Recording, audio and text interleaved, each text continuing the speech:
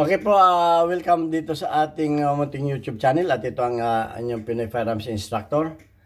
At bago ako bumati at magpasalamat ay gusto ko lang munang basahin ang katanungan ni Nelson Mariano. Ang sabi niya, "Good day sir, matagal ko nang nadidinig sa pelikula ang 6 o'clock, 9 o'clock sa channel mo din.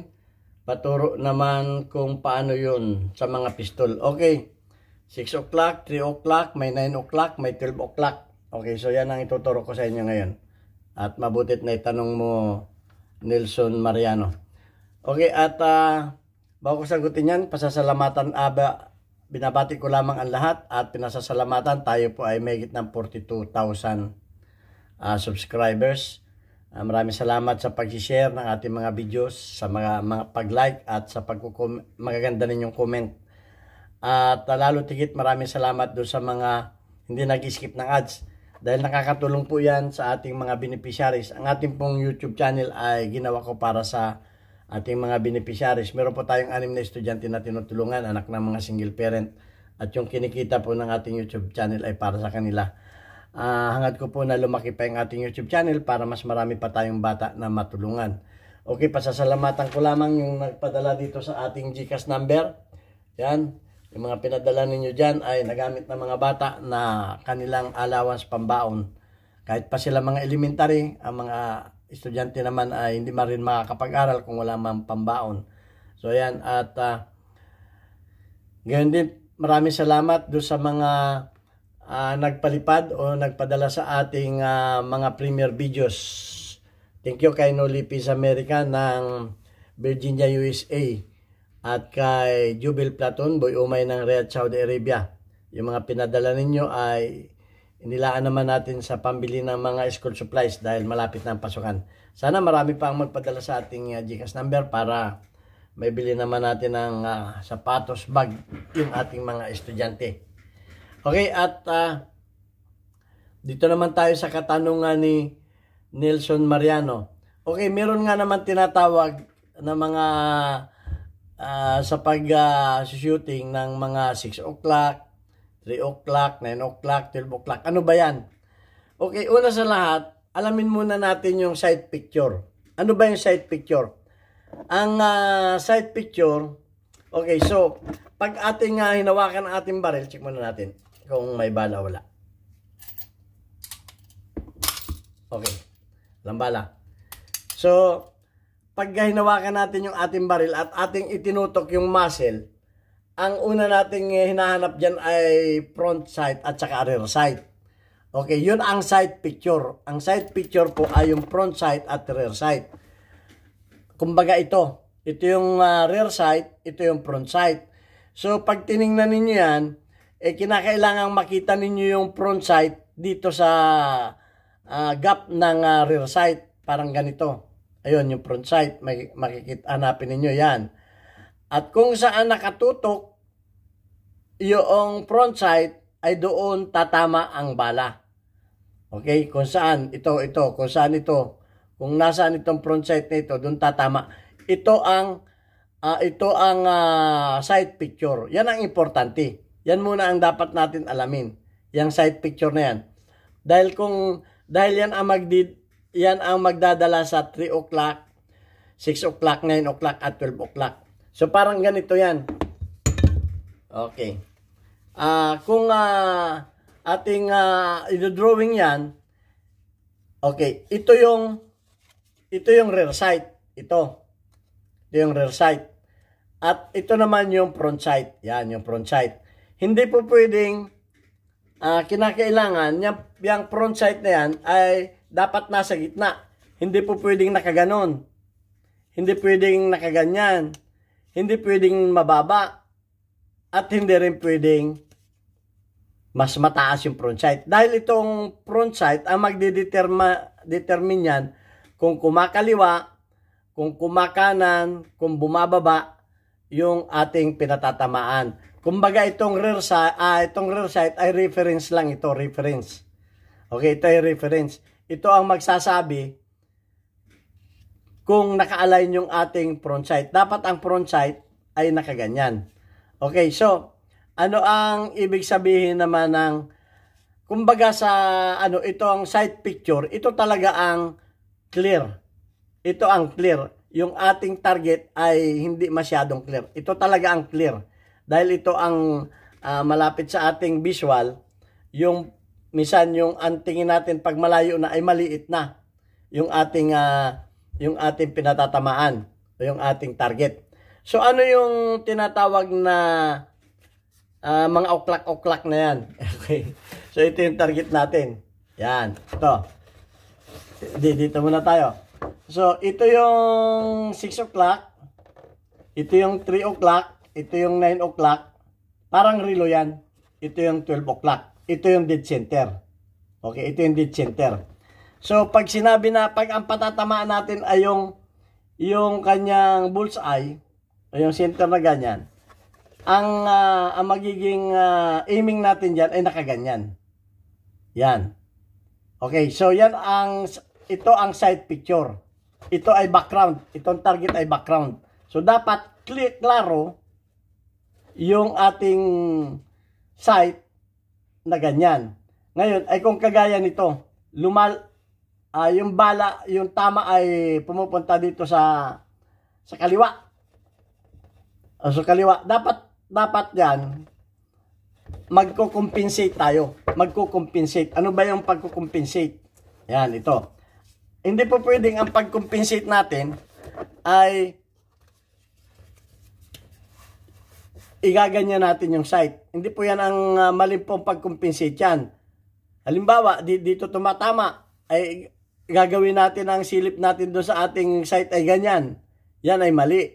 Hindi rin pwedeng kung makaliwa ay halimbawa sa kaliwa tumatama, ay dito naman natin ilalagay yung magiging ganyan para kumaliwa. Hindi po. Dahil ang angle niyan, pag papalayo na ay hindi na yan, mas malayo na yan. So, halimbawa naman, tumataas naman yung tama natin, ibababa naman natin yung kumbaga, ibababa naman natin yung front sight. Okay?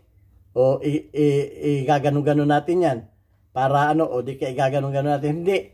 Basta't yung sight picture ay klaro na ganito. Laging ganito ang sight picture. Okay, ito ay ginagamit sa mga precision. Okay. So, ito ay applicable din sa mga rifle, hindi revolver, basta firearms na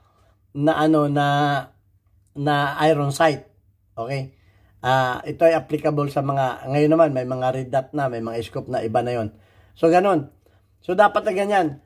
So, pagkakamukha nito, ang tama ay dito sa bandang kaliwa. So, ang gagawin naman natin dyan, nahatakin natin itong sight na ito, sa halip na nandyan, ilalagay natin ito sa banda rito sa 3 o'clock. Okay? Kung malayo ang niyan, depende yan sa layo dito. Okay, dito natin nahatakin yung, dito ngayon tayo mag-i-aiming. Ito na ngayon ang ating sight picture. Ito na ang aiming natin. Para yung bala ay dito na dito pumatak. Ngayon, kung ang patak naman ng iyong bala ay nandito, ay di ito namang side picture mo ay dito mo naman i-aiming sa banda rito. Yan, magiging naman yan, 9 o'clock. Okay. Halimbawa naman, ang iyong putok ay nag-grouping sa mataas. Okay. Hindi naman po pwedeng ito ay ibababa natin. Ito. Hindi naman po pwedeng ibababa natin yan. Hindi po tama yan. Ang gagawin naman natin, kung halimbawa pumapatak nakaganyan ka, nakaganyan, ito naka-dead center ka, pumapatak dito ang iyong bala sa taas. Yan yung tinatawag na ilalagay natin sa 6 o'clock. Magsi 6 o'clock tayo. Yung tinatawag natin na nakatungtong na yung target. Yung ating aiming point dito sa front sight. Nakatungtong na yan. At kung halimbawa naman na mababa dito tumatama, ito naman ang 12 o'clock. So, tabo na siya. Hindi mo na makikita yung target mo dahil tabo na ng baril yan. So, yan ang pagkukompensate. So, malinaw na ganun yan. Kaya tinatawag na 3 o'clock. Ito, mag 3 o'clock ka kung ang iyong bala ay tumatama sa 9 o'clock. Kung tumatama naman ang bala mo dito sa 3 o'clock, na 9 o'clock ka naman. Kung ang bala mo ay tumatama sa 12, magsi 6 o'clock ka. Kung mababa naman ang tama mo, mag 12 o'clock ka. Laging opposite.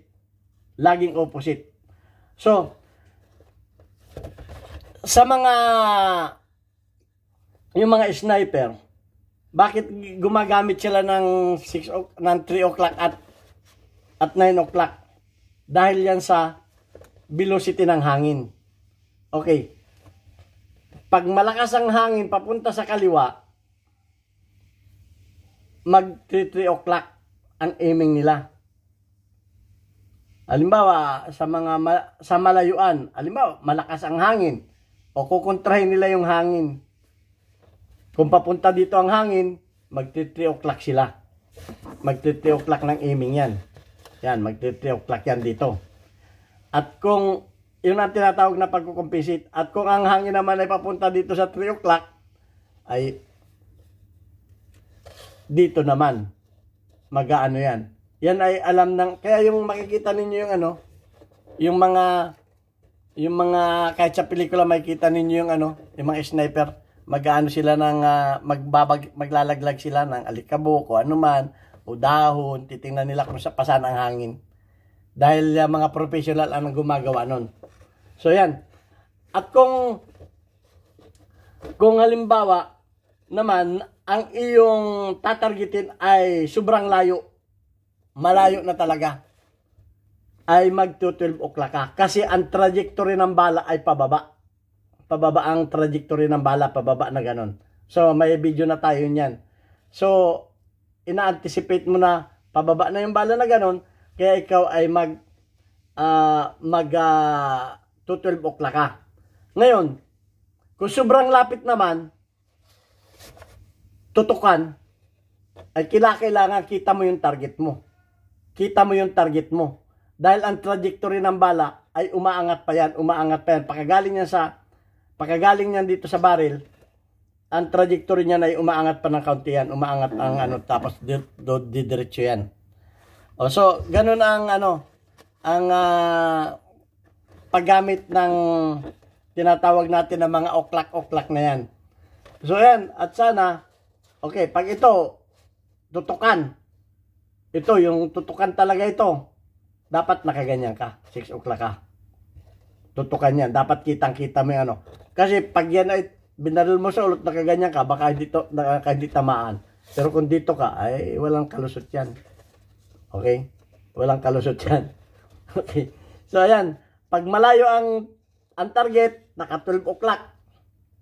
Dahil sa trajectory ng bala, ay pababa na. Kung halimbawa, mga nasa 50 meters na, ang iyong tatargetin, ayan, medyo mataas ng mo niyan, aiming mo niyan. Dahil pababa yung takbo na ng bala niyan. Okay, so, ayan, ganyan lang. At, sana may natutunan kayo dito sa ating video ngayon. At gusto ko rin sana itong ituro yung proper shooting ay wala pa tayong pagkakataon. Pero sumatotal, yan lang pwede kong may paliwanag sa inyo. At kung may mga dagdag pa kayong paliwanag dyan, ay tatanggapin natin. At mag-comment din kayo. Kung meron kayong mga experience sa mga pag-shooting na ganyan, welcome naman dito sa atin. So far, yan lamang muna may papaliwanag ko sa inyo. At shout out lang doon sa mga kaibigan natin na mga member ng Filipino Practical Shooting Club dito sa Kuwait na dinalaw tayo ng Friday. Shout out kay Alvin Factora, kay Lambert Bernardo at kay Max Torres na hindi naman luma, mga una nating mga student dito na hanggang sa ngayon ay nandito pa rin sa Kuwait. Okay? So ayan, at sana mag-ingat po tayong palagi dahil tag-init na. God bless us all, at babasahin ko lamang dito yung ating community guidelines. Yan. Community spotlight. Okay, weekly highlight of your most engaged audience members including your top commenters. Okay, shout out kay Christine Limay 53, shout out kay chocolate_boy. May 20 engagement. Shout out kay Brian Bochipido 31 engagement, kay Black Dog, kay Euro Tracker Black Dog. Okay, may 4 ang engagement, at kay Belso 336 ang engagement. Okay, mag-comment lang kayo at mag-like ng ating mga videos para mapasama rin kayo dito sa ating community spotlight. Thank you very much. God bless us all.